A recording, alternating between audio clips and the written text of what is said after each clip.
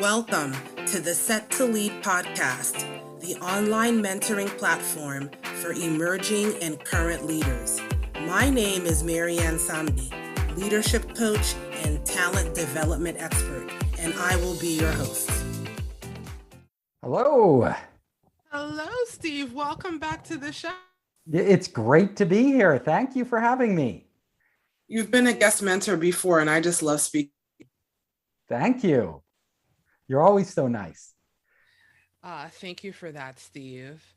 Today's show is about startups and all things under the startup umbrella. But before we take a deep dive, tell the listeners a little bit about your background. So I am the founder and CEO of Founderspace. Founderspace is a global startup accelerator. Right now, we have over 50 partners in 22 countries. So before COVID, I was traveling all the time. But lately, I haven't been traveling. I've been doing everything remotely. And I'm also the author of 3 different books. So the first book is Make Elephants Fly. It's all about how startups innovate. The elephant is their big idea, and they get it off the ground. The second book, Surviving a Startup, talks about how startups, what they need to do to survive and actually succeed in a very competitive business world. And as you know, most startups fail. So there's a lot of things that startups don't know when they're beginning and a lot of mistakes they make. And then my final book is The 5 Forces That Change Everything. And this is about how the technology that's being developed right now in laboratories and universities around the world will transform businesses and our lives in the coming decades. You've been busy, Steve, with book writing and business. That's for sure. I have been so busy because it has been incredibly busy, but an incredibly great time. So actually, COVID was a curse, but also a blessing in disguise because it gave me a lot of time to write. Yeah. I think it's been a curse and a blessing for most folks. But we're all trying to focus on the pluses of it for Exactly. sure, the negative. Look at the silver lining. The silver lining was that I wrote 2 new books. Yeah, we're trying to make lemonade. Yes. I bought the Surviving a Startup book and just loved it. In that book, you speak about the wrong reasons to start a startup. And I found some of your reasons intriguing. What wrong reasons do you hear the most with the people you interact with? Well, let me preface this by saying doing a startup is incredibly hard. Like, it's incredibly demanding. And a lot of entrepreneurs, they read about becoming a unicorn. It seems so easy. It seems magical. They just want to dive into it. But when they actually do it, they find out the reality. And so some of the reasons people go into the startup are just not the right reasons. First one is because they feel like they're working too hard at their job. Maybe their boss is a slave driver, they're working all the time, and they think, oh, I could do a startup and then my life is relaxing. Like I'm my own boss. Surprise, surprise, right? Surprise, surprise. You are probably the worst boss you ever had or could dream of. Most people, they push, when you're doing a startup, you're under a lot of pressure. So you are pushing yourself really hard, harder than you would at work. And unlike a normal job, you can't a lot of times take the night off, take weekends off, go on holidays, because your boss, which is you, is always with you. And there's always more to do on your to-do list. There are things like you're telling yourself, oh, there's just 10 more things I have to get done today. And if I can't get them done today, I have to work all weekend to get them done. So this is something most people would never put up with from a boss in a company, but from themselves, they actually can't escape it. So that's number one. It's not going to make your life more relaxing. Number 2 is a lot of people join a startup because they want to get rich. And I will tell you, that is not a good enough reason. We all want to get rich, but most startups actually don't make the people rich. The majority of startups fail, first of all. And even those that succeed, a lot of them hobble along. So you've got to do a startup, not because, you want to cash out, get quick money, become that billionaire. You should do a startup. The reasons you should be doing a startup are because you passionately have identified a need out there, a need either for a product that you need yourself and you want to build because there's a lot of other people like you, or that there's a business out there or industry, people who would really benefit from this, who would really actually could use what you're making, and you want to bring that to life. That is the best reason to do a startup. All the other reasons you tell yourself, because you want to be your own boss, because you want freedom, because you want, a different lifestyle, those are not the best reasons to do it. Yeah, for sure. Um, it's a hard hit when you realize that just because you're in business doesn't mean you're going to be a billionaire. It doesn't. For most of us, it absolutely doesn't. And for a lot of us, we would really be happier in a normal job. So if you're the type of person who likes structure, likes order, likes everything planned out, well, startups are chaotic. It's going to drive you nuts. So that might not be the best career path you choose. If you're the type of person who's not flexible, like doesn't, things are always changing in a startup, you have to change. Yeah. That, again, joining a startup might not be best for your personality. Yeah. If you can't handle stress, like a lot of people handle stress really well. Other people, you stress is just something they don't want in their life. Well, a startup is going to up your stress level. So these are all things to consider. We all know the pluses, and I'm not trying to dissuade people from doing a startup. I'm an entrepreneur after all. I love being an entrepreneur, but you have to know yourself. Thanks for those tips right there, Steve. I know you know very well that a startup needs money. You need the right reason, and you also need some money. So what is good debt and what is bad debt when it comes to business funding? This is a really good question because there's a big difference between good debt and bad debt. Now, I define bad debt as debt that you shouldn't be taking, period. And let me start with family and friends. So you have your family and your friends. They love you.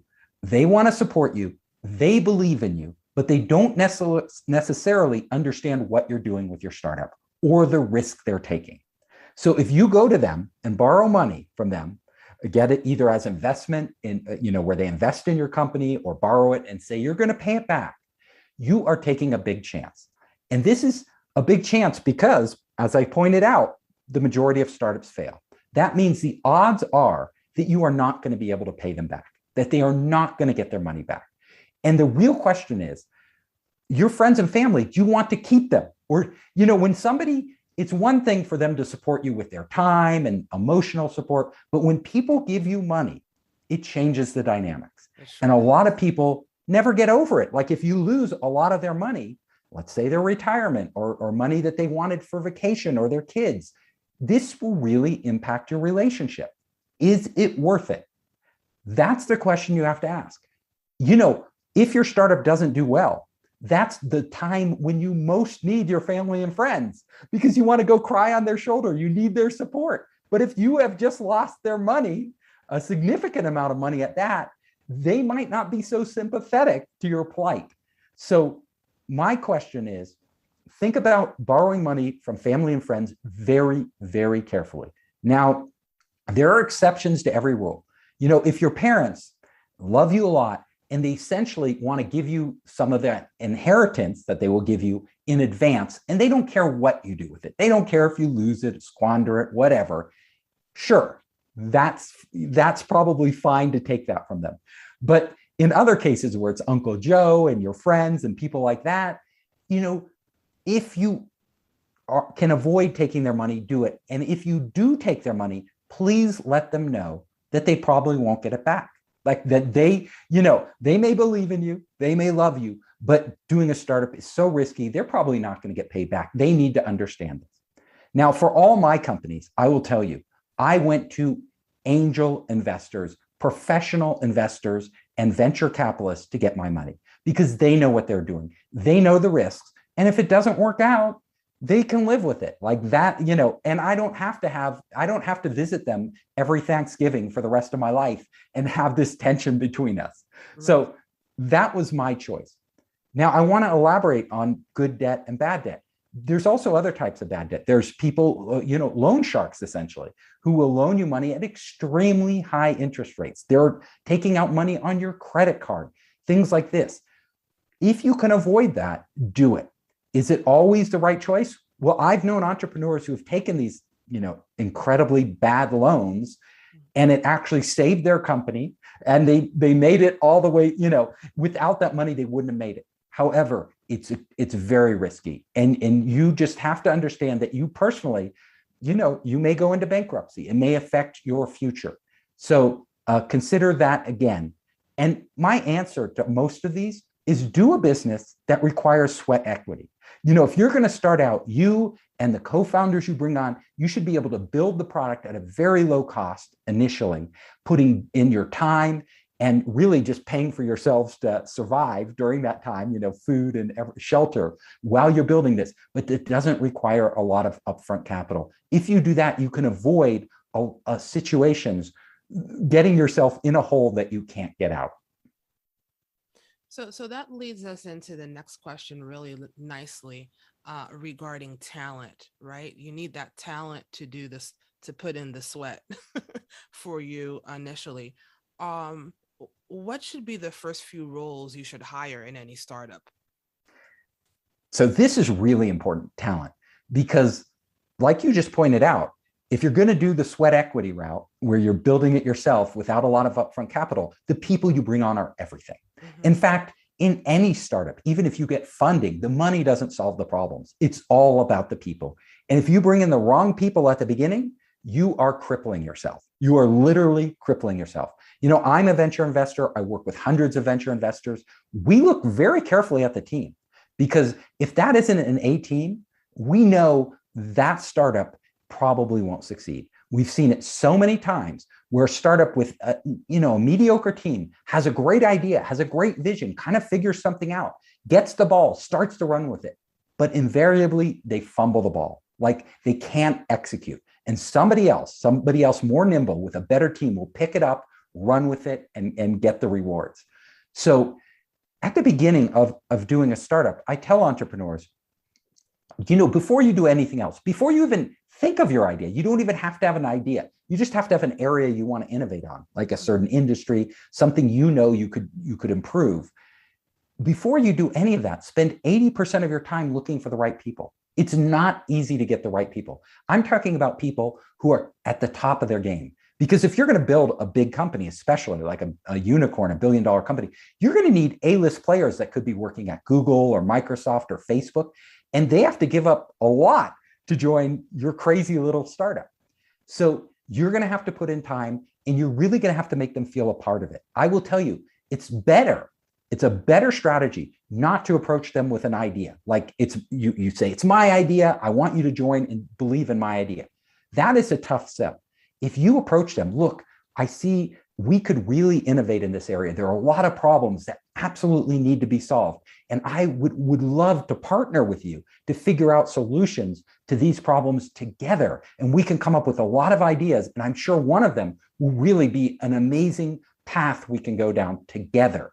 That is a much better way to attract top talent at the very beginning of doing your startup. That's interesting. So you're saying with the whole recruitment component, you've got to lose some of that ego. It can't be self-serving. Right, because why would somebody who has a great job at, one of these, either at a startup or one of these, amazing companies, quit a six-figure job to join you and make your idea, your dream come true, right? They want it to be their dream too. So actually, a lot of people think you have to start with the great idea. That is not true. Like there's so many entrepreneurs out there, and they keep thinking of an idea and then they latch onto one. And usually it's just great in their head. Like they haven't tested it in the real world. So they don't really know if it's great. And then they try to sell other people on it to join their company. And they're like, I don't know. I don't think it's as, they might not think it's as great as you do. So a better way of really launching a startup, focus on the people, get that team together, and then go out as a team and start to explore. I always say the entrepreneur's job is not to have these epiphanies, these things, because they're actually very rare when they actually work. The entrepreneur's real job is to go out with their team and hunt for demand. Where is there pent up demand in the marketplace that nobody has met, none of the competitors? And these pockets of demand are always, they're new ones always developing because the world is changing. Needs of people and companies are always changing. Technology is always advancing. That makes new opportunities available. And if you can go out and identify these demands and you have a great team to meet it, to actually build a product, to solve that problem, to create that value for your customer, boom, you have the magic formula. So, Steve, I know you know very well, large companies right now are really struggling to hire top talent. They call it, the war for talent. So, is that the only way a startup can compete in getting talent, is making sure that they're more inclusive with their prospects? Are there some other ideas? Well, first of all, yes, because it's, you can't afford this talent. Like it's, especially technical talent, engineers, designers, things like that, so expensive today. And if you're in Silicon Valley where I am, it's like, unbelievable what these people can earn. So you're not going to even come close to matching what they're getting paid.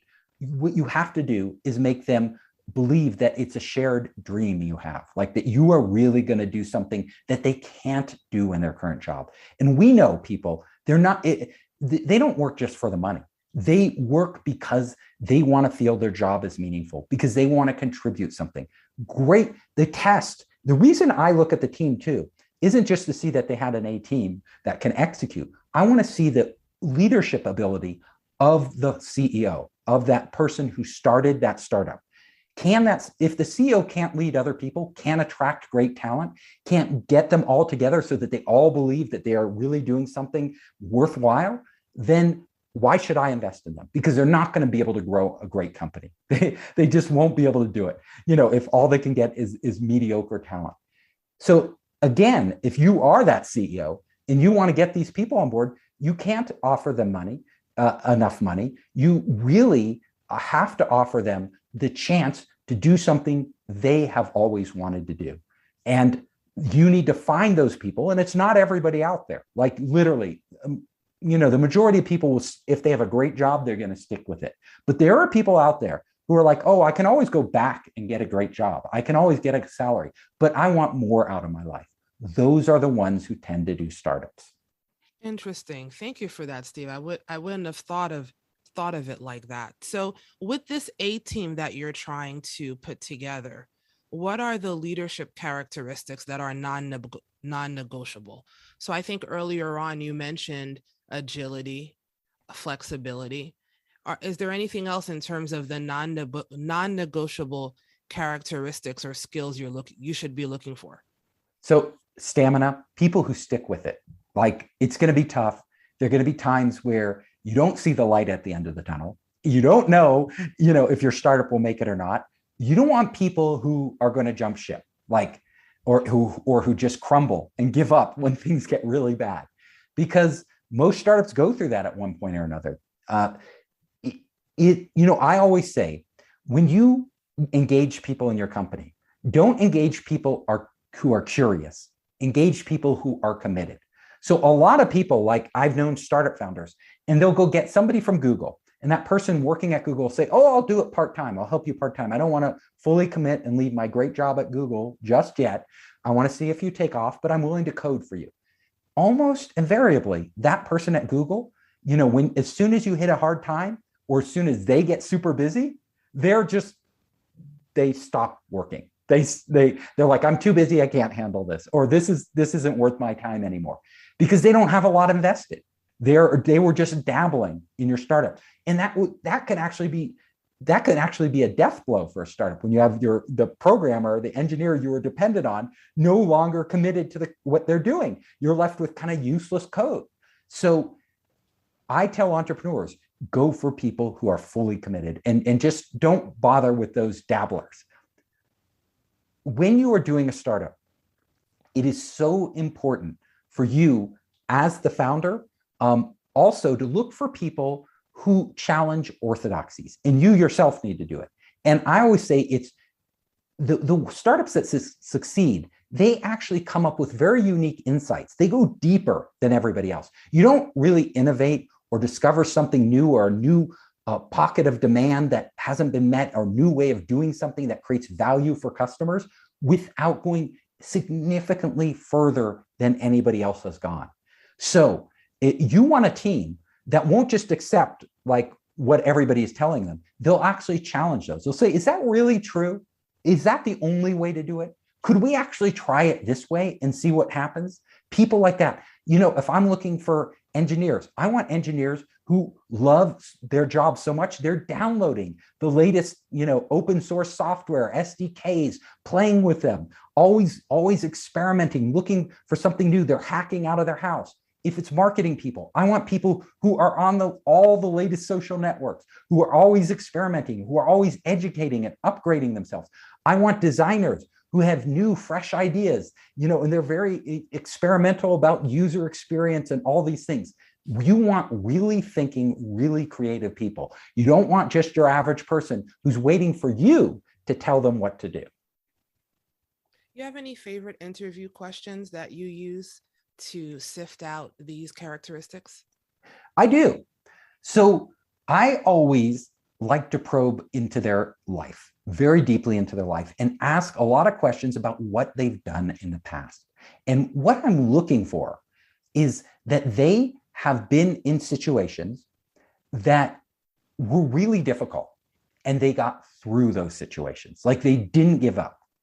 I also want to see that in their past, whether it doesn't have to be a company, it doesn't have to be even anything academic, but that they've done something exceptional. They've gone above and beyond where normal people would go. And they actually accomplished something that I would go, wow, this person, most people wouldn't do that. And that impresses me. I'm talking about startups. If you're in a big company, you can just fill a role and do what's expected of you. But in a startup, especially with your core team, you need a team of people who are really innovative, that when you put them together, like do amazing things together. The other thing is, I just want to see how we communicate. Like, can you and I really talk? Can we brainstorm? Do we have that kind of magic connection? Because so much of doing a startup at the beginning is that, like, you bond with this team and you merge your minds together, and everybody has a different point of view, has a different background and experience. This is why the team is so important. You're coming at it from, if you get all people who are all similar, that doesn't help you. I really think diversity is a big part of it. People from different cultures, different backgrounds, different education, educational expertise, bringing them together, you can start to create something that none of you could do alone.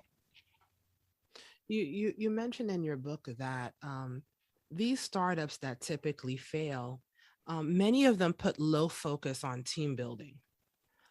Define what great team building looks like when you hire your A team. I will tell you, great team building, it boils down to one thing, really one thing: trust. When you can trust your team members and they can trust you, that you have each other's back, you have each other's best interests in mind, that is when teams really coalesce. That is when they really bond and they really start to do exceptional things. They can open up. People aren't afraid to speak. They know you're not going to stab them in the back or put them down for something they say that you may think is, not as smart as what you have in your head. This dynamic, and it's been proven. They did studies, actually. And Google did a series of studies on this. They have thousands of teams in Google. So they looked at these thousands of teams and they were like, which teams perform the best? Now, they had certain teams with rock stars on them, like, the best of the best of the best, the super, salespeople, the super engineers, the super, marketing people. These people were like world class.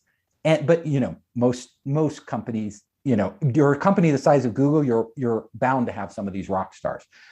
And then they have a lot of teams with really intelligent people, but they just weren't rock stars. They were just, they were smart people, but they weren't exceptional in that way. They hadn't proven themselves. Mhm. And they found that the level of those people, as long as they were hit a certain threshold, wasn't the determining factor of which teams succeeded. The teams with the rock stars didn't necessarily do better and often did worse than the other teams. And they were like, why is this? Like, we thought, like, if you got all rock stars and put them all on one team, you know, nobody could beat them. Well, the thing was, those rock stars a lot of times have egos. Those rock stars would actually undermine each other. They all wanted the credit for what they were doing. They didn't trust each other, right? They didn't have each other's back. They didn't bond. And so their teams were essentially dysfunctional. Other teams that really, the number one factor across the teams that outperformed everybody else was that they bonded, that they had trust, that they could work together on a common goal. These things matter more than anything. So if you're the CEO of a startup and you want to build a culture, like a great culture for your employees, buying ping pong tables, giving them free lunches, those type of things don't matter. I mean, I know a lot of Silicon Valley startups do it, but they don't matter. What matters is really you setting the example that we're going to be open. We're all going to have one another's back. We're all in this together. And I am going to support you. And I trust your decision making. I want to hear your ideas. And everybody, we want you to really embrace each other in this way. Setting that tone builds great cultures and builds great teams. You are spot on, my friend. And I want to take it a step further. You are so spot on when it comes to trust. Um, how do you build that same trust with your board of directors? That is an even tougher question because no, I've been there. You know, I ran 3 venture funded startups myself. Mhm. I look at entrepreneurs all the time, you know, who are, you know, and a lot of them have trouble with their boards. Now, I will tell you, a lot of it's insecurity. Like, the board of directors has power. The entrepreneur doesn't want the board of directors to potentially remove them if they have the power to do that, to interfere with their business in ways the entrepreneur doesn't like. So a lot of entrepreneurs try to limit the information they give their board, and they try to sugarcoat a lot of it, make it seem better than it is, so the board doesn't come down on them. They are defensive about, you know, the board asking questions of what they're questioning what they're doing. All of these are mistakes. They are big red flags, and they end up all ultimately hurting the entrepreneur, even though the entrepreneur thinks they are protecting themselves and helping themselves. What you really want to do with your board of directors is you want to be totally transparent with them. You want to be honest with them. So if things aren't going well, and I will tell you, the boards know it. Like, even if you try to cover it up, they end up finding out. And if they have to end up finding out through another way, not you telling them, then it's worse because they are losing trust in you. So every time you cover something up and later it comes out, they are losing a degree of trust in you. You know, when people are totally honest and upfront with you, you trust them. You are like, oh my God, yeah, I will support you because I know you're giving me the real deal and we're in this together. So again, just like with your employees, you have to build trust, right? And trust comes down to honesty and integrity. With your board, you have to show them your dirty laundry. You have to explain to them right up front the problems the company is having. And you have to enlist them in solving these problems. Say, look, you're my board. If we're going to get these solved, we need to do it together. So it's not just you, and you're not complaining. You're actually giving them the data and information so that all of you can work together to meet a common goal. Again, you can become a team. You want to be a team with your board. Like, you want to build that culture with your board from the beginning. Now, I'm going to give you a very interesting example. Like, this is a real story. So there's a startup out there, the startup founder, actually, when the startup founder was raising capital from venture capitalists, instead of going in with that PowerPoint, you know, the hockey stick graph, everything's looking great, we're going to be the best and biggest next unicorn you invest in, the entrepreneur went in there with actual data about what their company was doing, and not just the good data. The entrepreneur also, in the pitch to investors, actually showed them all the challenges they have ahead of them. So the investors were surprised. Like, you went ahead and showed us all these challenges you're going to have, the problems you're actually having. They actually ended up investing in the startup because they thought, wow, this person is really showing us what's really happening. We like that. We want somebody we can trust and we can work with and we can help grow. The company did well. Like it started to do really well. And then at a certain point, it started to plateau. Like it wasn't going up as fast as it was. So they started to look for buyers. That entrepreneur went to Disney, who they had been doing work with. And they started to engage Disney in a conversation about acquiring them. Now, when Disney wanted to see what was happening with the company, instead of covering it up and making sure, trying to convince Disney that everything was like incredibly well, that entrepreneur showed them the real data, what was really happening. The good things about the company, the things they were doing right, and the problems they were having. Disney, instead of walking away, said, you are the type of company we want to have it as part of our organization. And they acquired the company. So it turned out really well. And this type of strategy, being really straightforward and transparent, actually it's hard for a lot of people to do, but it ends up, the people don't react always how you think they're going to react. Actually, they trust you more when you lay everything on the table. And that's my advice. Thank you for that story, Steve. That was great. There's a sentiment out there that says, if you quit, you're a loser. When does quitting become a wisdom move instead of a foolish move in a startup? This is a big question. So I have entrepreneurs come to me all the time, and my nickname in Silicon Valley is Captain Hoff. So they're like, Captain Hoff, Captain Hoff, I've been working on this for years. And I don't know what to do. Should I quit or should I keep going?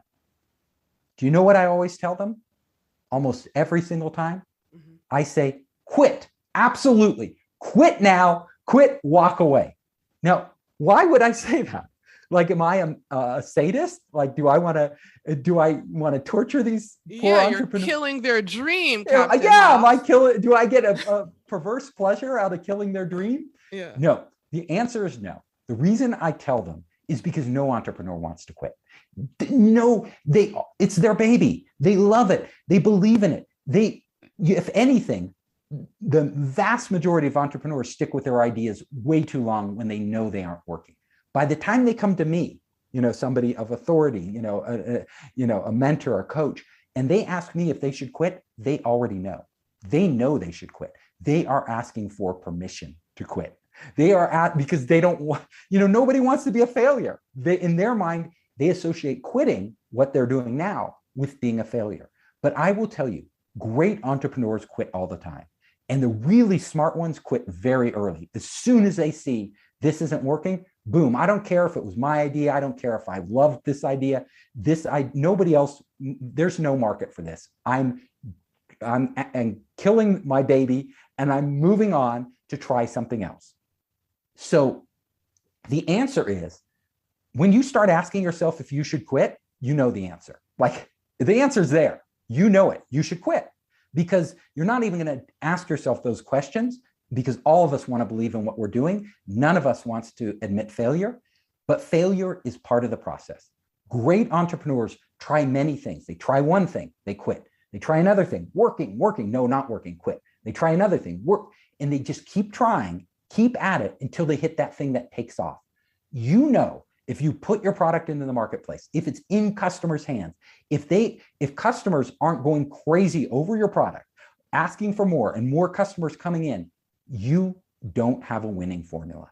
And it really doesn't matter. Adding more features, you're polishing it up, doing whatever you're going to do, almost never makes a difference. It's always the core thing. If the core thing isn't working, that core value you're offering your customers isn't working, all the window dressing in the world will not change that. I just love you, Steve. Thank you so much for those insights and stopping by today. We're at the end of the show. Before you go, tell the listeners how to follow your work. Oh, if you want to get a hold of me, if you want like a lot of free videos, we have online startup programs, innovation programs. You can submit your business plans. Just come to foundersspace.com. So you can come there, and there's my contact information. We also have a special offering for your listeners. So it's a gift to them. If they want to come to founderspace /10 TEN, they can get the 10 commandments of raising venture capital. So it's a video, really informative. I think they'll get a lot out of it.